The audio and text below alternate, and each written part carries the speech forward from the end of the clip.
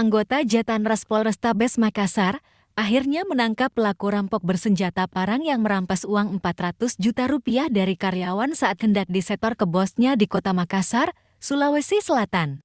Tim unit Jatanras Polrestabes Makassar yang menerima laporan dan melakukan penyelidikan akhirnya menangkap pelaku yang diketahui pria bernama Wahyu di Jalan Sungai Sadang, Kota Makassar pada Selasa dini hari. Saat ditangkap polisi, pelaku diketahui hendak melakukan transaksi narkoba jenis sabu dan saat hendak ditangkap, pelaku melakukan perlawanan hingga kakinya harus ditembak. Setelah diberikan tindakan tegas, pelaku kemudian dilarikan ke Rumah Sakit Bayangkara Makassar untuk mendapatkan perawatan. Berdasarkan hasil interogasi polisi, pelaku mengakui melakukan aksinya untuk dipakai berfoya-foya dan membeli sabu.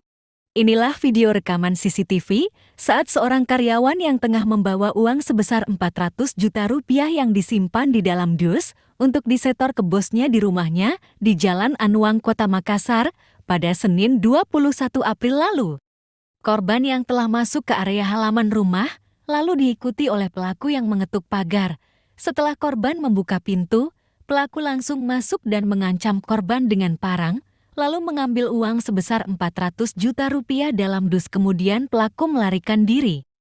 Menurut Kasubnit 2 Jatanras Polrestabes Makassar, Ibtu Nasrullah, pelaku telah melakukan 7 kali aksi perampokan dan juga pembobolan rumah kosong.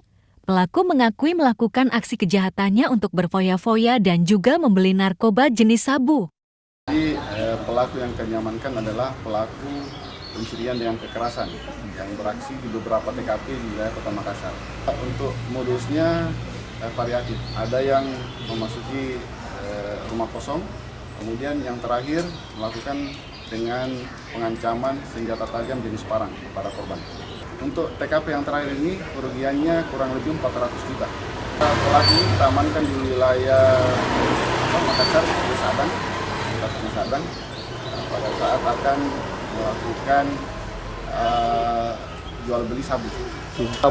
Dari hasil interogasi, uang hasil kejahatan dia pakai untuk foya-foya dan sebagian besar dipakai untuk beli sabu.